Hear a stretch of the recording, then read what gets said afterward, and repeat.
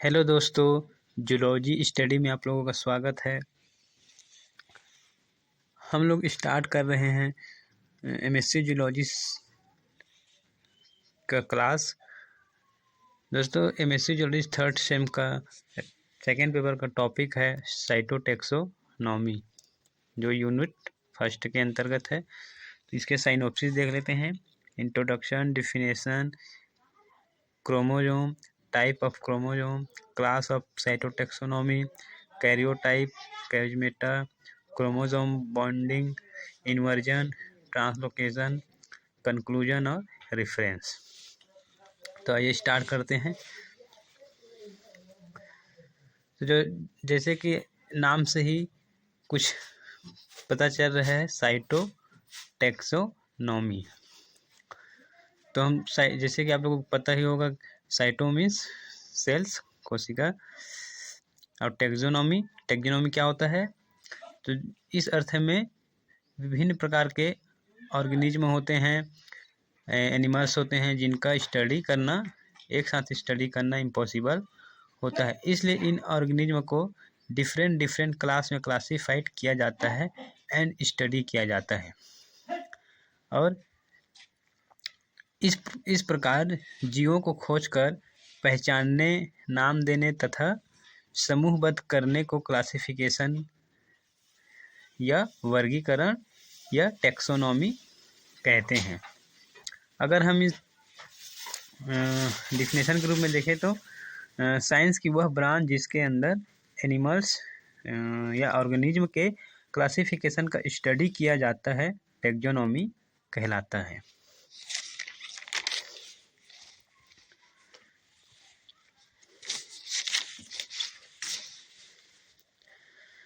Organism में chromosome का number different होता है। तो इस क्रोमोसोम के बेस पर एनिमल्स का स्टडी किया जाता है और आइडेंटिफाई किया जाता है। अब अर्थ में डिफरेंट स्पेसीज के एनिमल्स होते हैं, जिसमें डीएनए एंड प्रोटीन का स्टिमुलेशन एंड क्रोमोसोम का नंबर भी अलग अलग होता है। मतलब जितने भी इस पृथ्वी पर जितने भी एनिमल्स हैं, उनकी स्पेसीज हैं, उनमें डीएनए और क्रोमोसोम की जो नंबर है वो डिफरेंट होता है। साइंटिस्ट चार्ली 1996 में सबसे पहले क्रोमोसोम के बेस पर स्टडी किया तथा इन्होंने ही टैक्सोनॉमी वर्ड को प्रपोज किया था। जो साइंटिस्ट है चार्ली, उन्होंने ही टैक्सोनॉमी वर्ड को प्रपोज किया था और क्रोमोसोम के बेस पर एनिमल्स का स्टडी किया था। तो हम टैक्सोनॉमी के विभिन्न शाखाओं को देखते हैं। टैक्सोनॉमी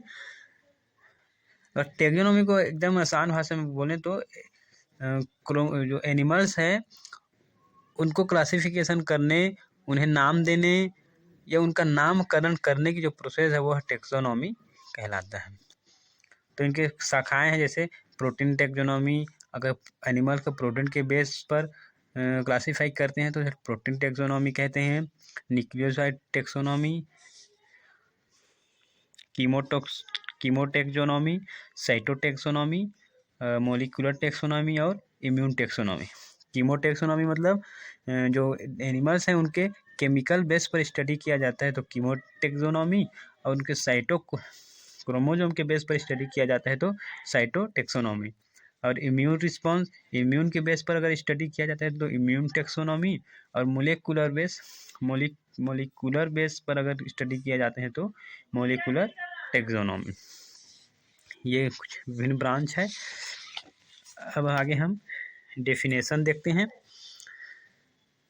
सेल डिवीजन में माइटोसिस के समय क्रोमोसोम की स्ट्रक्चर को देखकर जब हम किसी ऑर्गेनिज्म का क्लासिफिकेशन करते हैं तो उसे साइटोटैक्सोनॉमी कहते हैं।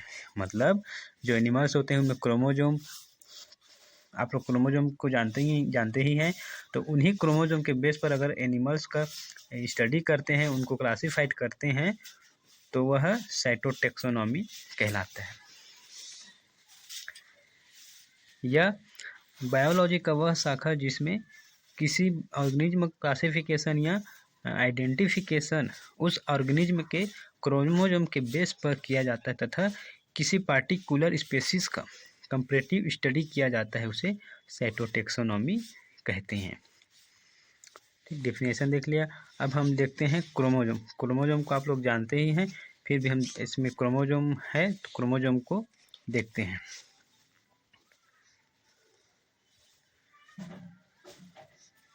तो क्रोमोसोम डीएनए और प्रोटीन के एक अणु से बने होते हैं। क्रोमोसोम जो है क्या है, डीएनए और प्रोटीन के एक अणु से बने होते हैं। जब सेल डिवीजन होता है तो ये केंद्रक में पतले धागे नुमा क्षण आकार के दिखाई देते हैं, तो इन्हीं धागे के समान संरचना को क्रोमोसोम कहते हैं। तो मैं आप लोगों को क्रोमोसोम का स्थिति थोड़ा सा बता देता हूँ। वैसे पता ही है, लेकिन फिर भी मैं थोड़ा आसान भाषा में बताने की कोशिश करता हूँ। तो जैसे ऑल ऑर्गेनिज्म छोटे छोटे सेल से मिलकर बना होता है।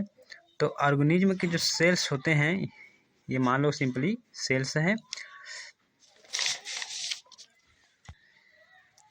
अब इस सेल्स में विभिन्न प्रकार के पदार्थ होते हैं, जो माइटोकॉन्ड्रिया, गोल्गी, विभिन्न प्रकार के इसमें द्रव होते हैं। तो इस सेल्स में होता है केंद्रक, न्यूक्लियस होता है। इस न्यूक्लियस में होता है ऐसे धागे के समान संरचना। यही संरचना क्या है, जो धागे के समान कुंडलित संरचना है, यही क्या है, क्रोमोसोम। तो इस केंद्रक में उपस्थित होता है, ये ऐसे धागे के समान संरचना होती हैं, ये क्या है, क्रोमोसोम।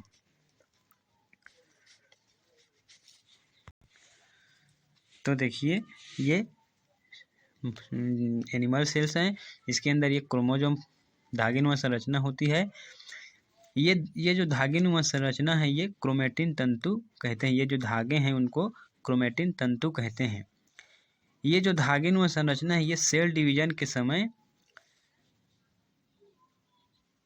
ये तंतु छोटे, मोटे और स्पष्ट दिखाई देने लगते हैं। ये जो धागे हैं वो सेल डिवीजन के समय छोटे और मोटे और स्पष्ट रूप से दिखाई देते हैं, तब इन्हें क्रोमोसोम कहते हैं।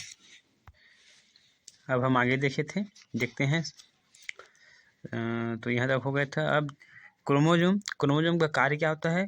क्रोमोसोम जो है वो जेनेटिक कैरेक्टर को एक जनरेशन से दूसरी जनरेशन में ले जाते हैं। क्रोमोसोम जो है वो जेनेटिक जो कैरेक्टर, जेनेटिक लक्षण होते हैं, लैंगिक लक्षण होते हैं या आनुवांशिक लक्षण होते हैं, वो एक जनरेशन से दूसरे जनरेशन, एक पीढ़ी से दूसरी में, मतलब फादर से सन में, मतलब पिता से सन में, पुत्र में जाते हैं।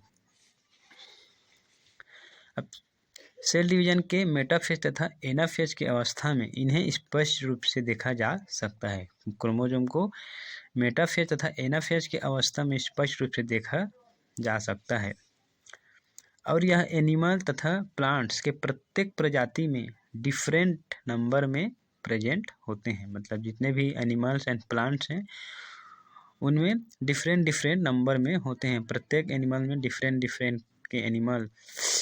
प्रत्येक एनिमल में डिफरेंट नंबर होते हैं क्रोमोसोम के। मतलब प्रत्येक स्पेसीज में कहा जाए, जैसे ह्यूमन में, तो ऑल ह्यूमन ऑर्गेनिज्म में क्रोमोसोम की नंबर X रहेगा, और दूसरे स्पेसीज के एनिमल्स में क्रोमोसोम के नंबर एक ही रहेगा।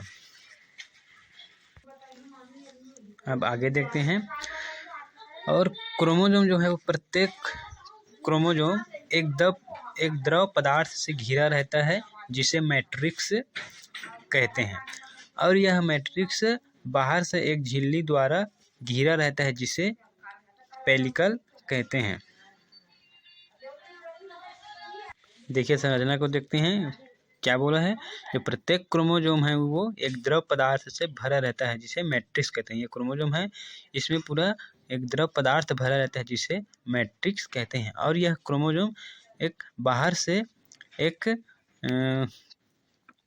द्रव द्वारा घिरा रहता है, मतलब झिल्ली द्वारा ये घिरा रहता है, इसे पेलिकल कहते हैं। तथा प्रत्येक क्रोमोसोम 2 सर्पिलाकार कुंडलित क्रोमेटिड से मिलकर बना होता है। मतलब ये जो क्रोमोजोम है वो प्रत्येक क्रोमोजोम में 2 सर्पिलाकार कुंडलित होता है। ये सर्पिलाकार जिसे क्रोमेटिड कहते हैं। तो 2 क्रोमेटिड से मिलकर क्रोमोजोम बना होता है और यह दोनों क्रोमेटिड एक बिंदु पर जुड़ते हैं जिसे सेंट्रोमियर कहते हैं।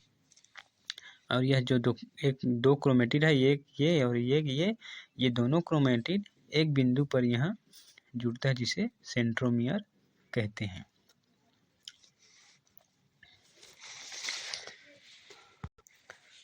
क्रोमोजोम के स्ट्रक्चर को भी आप लोग बना सकते हैं, इस प्रकार है। अब हम क्रोमोजोम के प्रकार को देखते हैं, टाइप्स को देखते हैं। तो एक ही सेल के विभिन्न जोड़ियों के गुणसूत्रों में क्रोमोजोम की पोजीशन सेम नहीं होती। क्या बोल रहे हैं? जो एक ही सेल के विभिन्न जोड़ियों के गुणसूत्रों में सेंट्रोमियर है उसकी पोजीशन अलग अलग होती है। जो क्रोमोजोम की जो जोड़ी है उसमें सेंट्रोमियर की पोजीशन अलग अलग होती है। इस लक्षण के आधार पर क्रोमोजोम के 4 श्रेणियां हैं। तो पहला है मेटासेंट्रिक, और दूसरा है सब मेटासेंट्रिक, तीसरा है एक्रोसेंट्रिक, चौथा है टीलोसेंट्रिक। तो मेटासेंट्रिक को देखते हैं। ऐसे क्रोमोजोम एनाफेज अवस्था में वी शेप के समान दिखाई देता है। जो मेटासेंट्रिक क्रोमोजोम है वो एनाफेज की अवस्था में अंग्रेजी के जो वी अक्षर होते हैं उनके शेप में दिखाई देता है और इनकी दोनों आर्म की लंबाई समान होती है तथा सेंट्रोमियर दोनों आर्म के मध्य में स्थित होती है। जो मेटासेंट्रिक है वो दोनों क्रोमोजोम है उनके जो भुजाएं हैं वो समान लंबाई की होती हैं और सेंट्रोमियर बीच में एकदम मध्य में स्थित होते हैं। ये दोनों क्रोमोजोम की जो भुजाएं हैं वो समान होती हैं। इसको इधर भी ऐसे बना सकते हैं। ये दोनों मतलब भुजाएं जो इनकी हैं समान होती हैं क्रोमोजोम में, वो बीच में सेंटर में प्रेजेंट होती है। अब देखते हैं सब मेटासेंट्रिक। इस प्रकार के क्रोमोजोम में दोनों आर्म डिफरेंट आकार के होते हैं तथा सेंट्रोमियर मध्य में से कुछ दूर स्थित होता है। सब मेटासेंट्रिक क्रोमोजोम है उसमें इनके जो भुजाएं हैं, इनके जो आर्म है वो डिफरेंट साइज के होते हैं। मतलब एक भुजा छोटा और एक भुजा बड़ा होता है और सेंट्रोमियर जो है वो बीच में ना होकर के थोड़ा से हट करके स्थित होते हैं।